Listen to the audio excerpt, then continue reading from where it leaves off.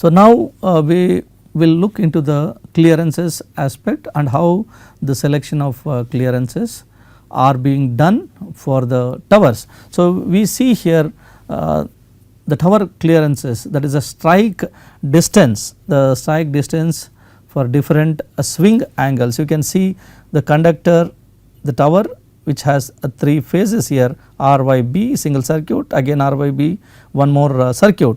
So, you have the final insulator string here as shown here. The insulator string is here, the conductor are here for the one of the phase. In case of the wind, there will be a swing. So, this swing angle and the point from the swing to the minimum clearances, minimum electrical clearances, again it depends on the voltage level of the transmission tower or the voltage level of the tower which is used for that particular transmission. So, this minimum clearances. So, the total distance after the swing from here to the entire from both the sides of the tower, this entire distance is determined as the right of way. What is the minimum clearances to be maintained for all the towers depending upon any voltage levels. So, this right of way is very important, the proper clearances have to be maintained. This has been considered including the sag or a swing because of the local wind effects. So, selections based on the tower clearances, minimum clearances from phase to phase, each phase, then again ground to phase, then minimum ground clearances. So, several of these factors have to be considered. Phase to phase spacing, again as I mentioned, this is one phase. So, phase to phase spacing. Ground clearances is the conductors will be here, this is the insulator string, the conductor. So, this point from here to the ground connection, this is the ground clearances. So, depends on the voltage level, what voltage level is the minimum ground clearance have to be maintained.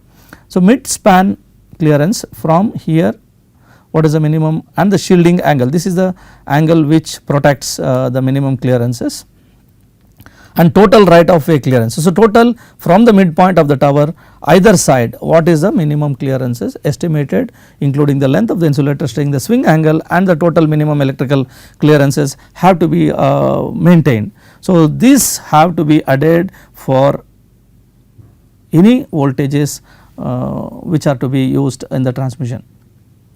So, selection of clearances, again we have also to look into the live metal parts which are being used for, like the conductors, the yoke plates, the corona control rings, the strike distance have to be maintained, the proper clearance requirements are to be based on the important assumption, two important assumption. In still air, in the normal conditions, under moderate winds. So, the clearances should be sufficient to withstand the lightning or a switching impulse voltages. So, whatever the designed or the estimated clearances including the metal part and the clearances to the phase to phase or to the tower in case of lightning activity or the switching activity, it has to be able to withstand these surges. Under moderate winds, under high winds, the clearances should be adequate also to meet power frequency voltage requirements. So, normal power frequency over voltages which we were discussing. So, under heavy winds, in case of heavy winds there will be a swing which will be more than the normal case, and that swing the clearances from the tower to the metal parts or face to face have to be seen that there should not be a flashover for the power frequency voltages which the conductors are being loaded. So, the required clearances are ascertained through the insulation coordinating studies. So, very important point which I normally stressed earlier. So, insulation coordination is a very important criteria for the extra high voltage and ultra high voltage transmission where proper coordination of the insulation has to be carried out for lightning switching or normal power frequency over voltages, so that there will be no flashovers or no blackouts because of the breakdown which could happen because of heavy winds or because of the fog or because of the contamination or because of any other natural activity. So, face to face clearances, These are basically dictated by the level live metal clearances, that is the live metal clearances, maybe corona control rings, yoke plate, the conductors. So, for the standard tower configurations have to be properly adopted as per the country, as per which are being adopted for various voltage levels. So, minimum clearances have to be considered before the towers are being strung with the conductors. So, then ground clearances, what are the minimum clearances? This should be based on the Indian electricity rules or international electricity rules, and the interferences which are because of these conductors.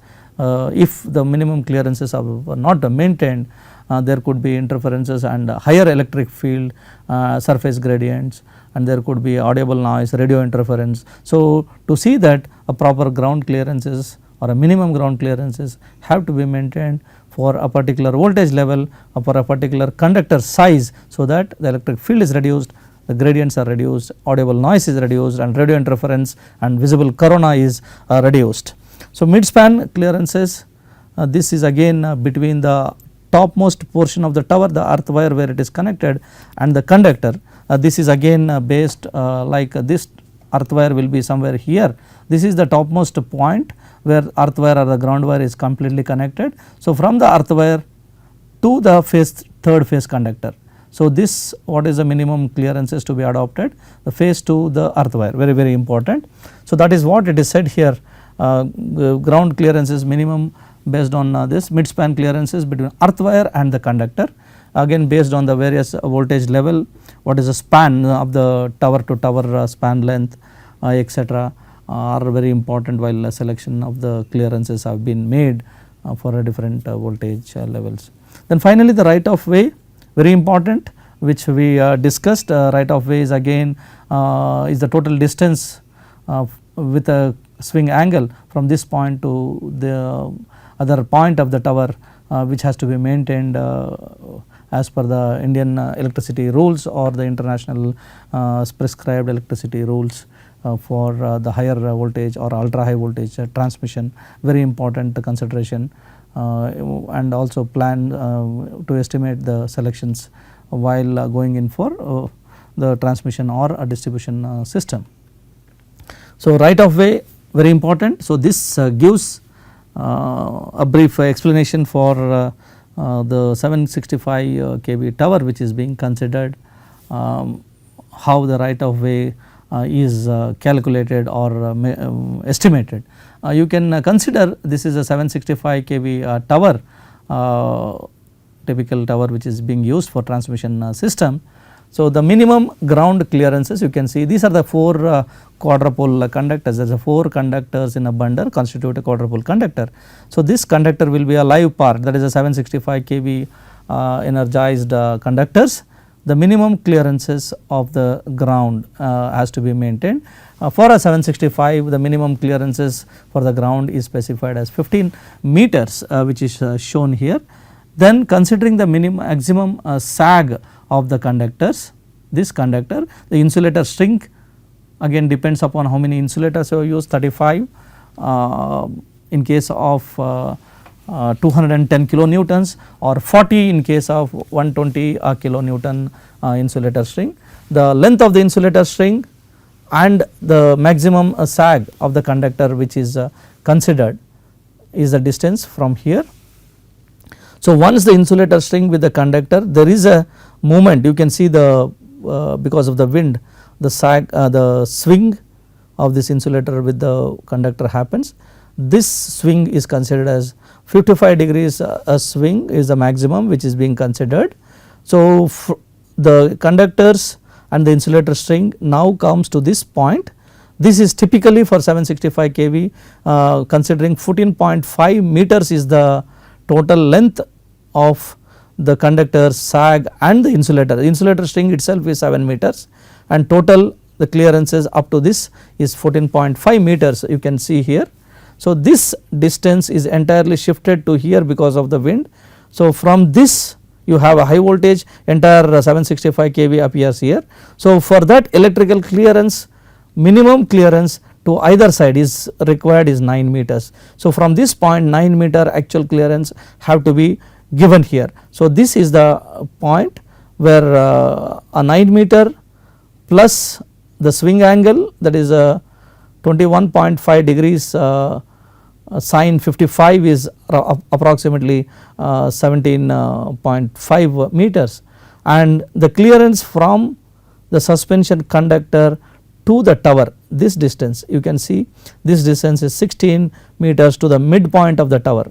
So, the one side of the right of way is calculated from the midpoint to the insulator string is 16 meters, and from the midpoint to the swing plus the electrical clearances, this gives 17.5 meters. So, 17 point up to this point 17.5 meters plus 16 and 9 meter electrical clearances. The total distance from the center of the tower to the clearances, electrical clearances up to this junction will be 9 meters plus 17.5 plus 16. So, totally 42.5 meters is the distance of the center position of the tower to one side. So, when you calculate the right of way, this has to be equivalent to on the either side. So, total distance 45 into 42 into 42.5 into 2 is 85 meter minimum clearances or the minimum right of way is required for 765 kV transmission tower. So, this is how the right of way is estimated for a typical 765 SC is a single circuit transmission line. So, the right of way estimated to be 85 meters for a 765 kV line. So, these are some electrical data which when the country went in for the first transmission 800 kV transmission, which was from the Punjab to Kashmir, that is Kishanpur to Moga transmission line, the first line which came into operation in the country for a nominal voltage of 765, the maximum system voltage being 800 kV. The lightning impulse withstand voltage was designed to be 2400 kilovolts peak. The power frequency withstand voltage wet conditions, rain conditions is 830 kilovolts RMS. Switching impulse voltage wet conditions 1550 kilovolts peak, and the minimum corona extinction voltage dry conditions to be measured at 510 kilovolts. The corona should not appear up to 510 kV for a 765 kV system, because the phase voltage will be the 510 approximately. Then the radio interference voltage measured at 1 megahertz from phase to ground at 510 kV should not exceed 1000 microvolts, that is 60 decibel microvolts. So, across 1 microvolt. So, this is very important. These are some of the technical details for the first transmission tower which have been erected in the country in 1996. So, what was the conductors used for the tower for this project? That was a quadruple ACSR aluminum conductor, steel reinforcement. Bursimis was the conductor, which has a diameter of 33.505 mm, and it is a quadruple, that is a 4 conductors in a bundle was used, and the total weight being 2181 kg per meter, and the subconductor spacing was 457 millimeter. This is a 45.7 centimeter was each conductor, that is a 4 quad conductors, each spaced in a corner of a similar to a square spacer. So, this spacing was 457 mm. So, towers and foundations which were used for the first project were of self supporting type of towers, and the selected of this tower family were 0 degrees, 5 degrees inclination and 15 degrees suspension type. In case of tension, it was 30 degree and 60 degree selections were made, and the foundation was reinforced concrete was used for all the towers for this first project. So, what are the electrical clearances, minimum clearances which were adopted for the 800 kV towers? very clearly it is given here. So, the electrical clearance of 1.3 meters which corresponds to the power frequency, that is 50 hertz, which has to be maintained under 55 degree swing angle which we saw. So, the electrical clearance of 4.4 meters, this corresponds to the switching surge levels or switching impulse levels, which are normally considered 1.75 per unit, have to be maintained under 25 degree swing angle. So, the electrical clearances of 5.1 meter to top and 5.6 meter to the side added for live line maintenance, in case if the live line maintenance have to be carried out. This extra clearance of 5.1 and 5.6 meters have been added for the clearances and for the maintenance aspects, which are under the stationary conditions. So, the total phase clearances adopted is 15 meters, the mid span clearance is 9 meters, the shielding angle is 20 degrees, the ground clearance being 15 meters.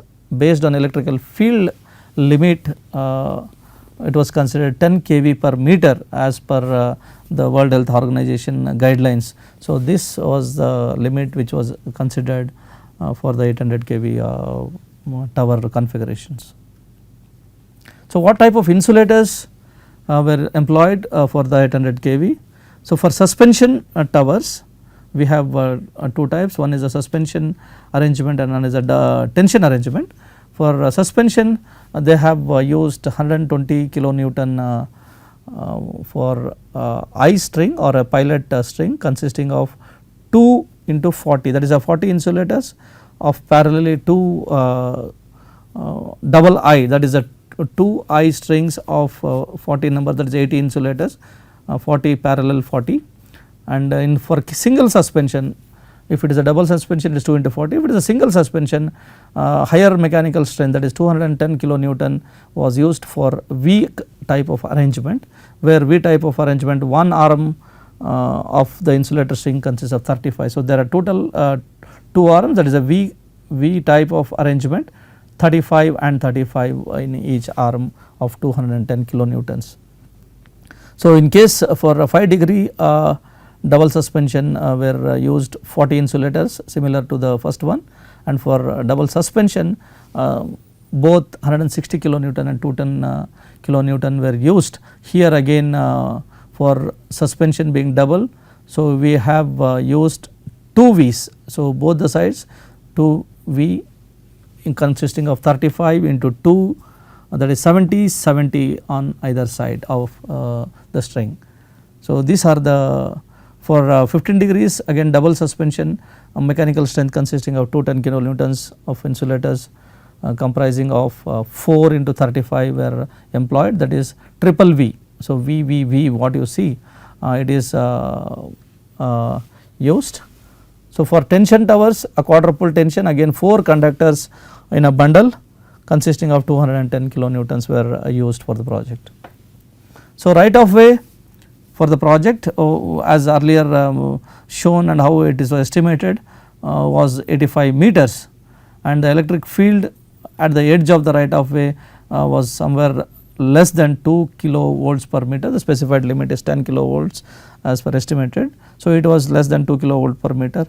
Radio interference and audible noise at the edge of the right of tower again was considered and was verified, and it was found to be the radio interference during fair weather, that is the clean weather conditions, gave a value somewhere from 46 to 50.3 depending upon the voltage level. The voltage level was varied from 765 to 800 kV at different altitudes. You can see the altitude in meters. So, here the value of the radio noise generated is much lesser as per the stipulated conditions of 60. So, it is 50, and in case of the wet conditions, that is fall weather or rain conditions, you could again see it is lesser than the prescribed limit of 60 decibels or 1000 microvolts. So, it is 58.2, which is very important, and these are accepted values within the international acceptable limits. So, these are some of the values which are being used adopted in the first project which was commissioned 765-800 kV in the country. So, loading criteria how the mechanical loading aspect were considered. So, important was the wind zone. Basic wind speed was considered of 47 meters per second blowing, and this data was obtained over a period of 150 years as per the revised Indian Standard 802. The design wind pressure on conductors were considered for various type of loading, front narrow, and the wind speed of 250 kilometers per hour was employed and applied on the tower body. For a span, a maximum span, a ruling span of 400 meters, that is a tower to tower distance is 400 meters, and a maximum wind speed for the span was also considered, and various suspension and for the tension towers, the minimum clearances, and the loading, mechanical loading for both compression and tension related towers was estimated.